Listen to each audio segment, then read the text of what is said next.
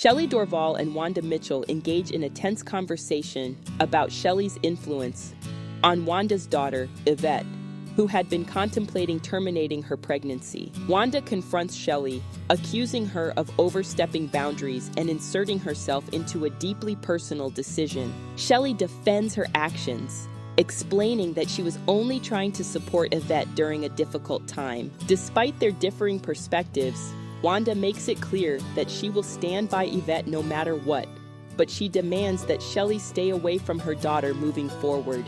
Kimmy Green and her mother Jackie meet with reporter Quinlan Franklin at Shirley's Diner to discuss hosting a vigil for Kimmy's late friend, Danny Clark. Quinlan supports the idea and offers to televise it.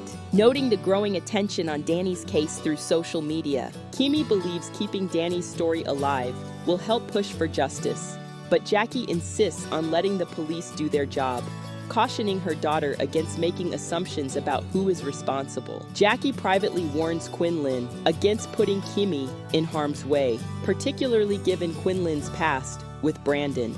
But Quinlan reassures her of Kimmy's safety. At the Russo estate, Max Russo is confronted by his girlfriend Vanessa Dorval when she asks if he cheated on her with Yvette Mitchell. Though frustrated by her suspicion, Max denies it and expresses his hurt over Vanessa's doubts.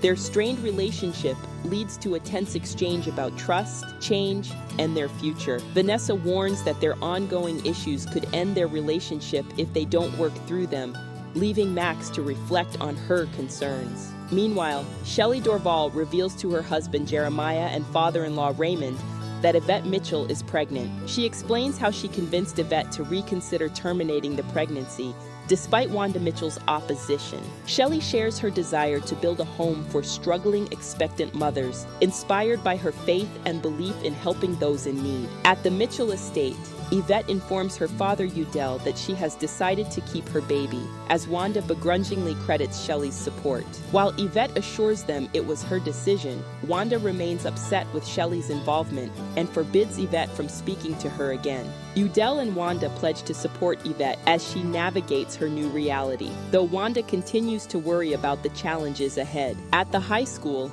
Yvette confesses to Dee Dee Benjamin that she didn't go to California as planned because she's pregnant. Yvette reveals that she intended to terminate the pregnancy, but was convinced otherwise by Dee Dee's cousin Shelley at Ulysses' grave. Dee Dee questions Yvette's decision to keep the pregnancy a secret from the father, but Yvette insists her parents' support is all she needs. At Quinlan's apartment, she prepares for Danny's vigil, despite Jackie's concerns about safety. Ben reassures her, but questions if Quinlan is trying to prove herself to Jackie and her mother. Quinlan reflects on her past and her drive to rise above it, lamenting Danny's untimely passing. At Theodosius' palace, Gianni interrupts Vivian and Pacho, claiming he wants a truce with Vivian. Skeptical, Vivian and Pacho call out Gianni's ulterior motives, with Gianni warning Vivian to be cautious as the family won't make her leadership easy. Lorenzo Russo visits Shirley at her diner,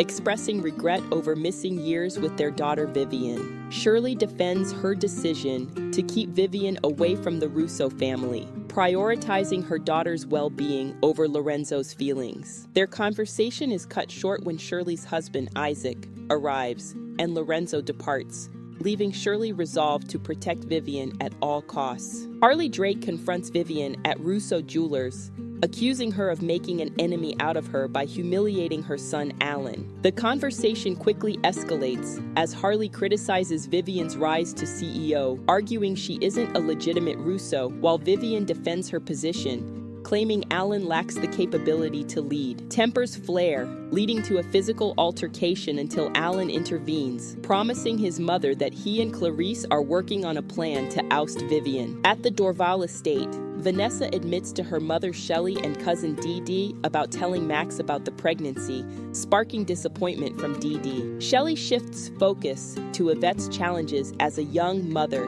reminding the girls of the importance of supporting her despite the drama surrounding the baby's paternity. The three of them are unaware that Shelley's younger son JJ overheard the conversation. Meanwhile, at the Apina mansion, Wade warns his reckless brother Sean not to disrupt the vigil for Danny Clark. Sean defies his older brother's authority, secretly plotting a move against Quinlan Franklin. At the vigil, Quinlan reflects on Danny's life and is joined by her boyfriend Ben Russo and Police Commissioner Isaac. Unexpectedly, the vigil is shattered by gunfire. Ben shields Quinlan from harm, but Isaac is wounded. Can't get enough of the crazy world of In Times Like These. Binge watch In Times Like These. Don't forget to like, comment, share, and subscribe. You're not ready for what's to come, but tune in anyways.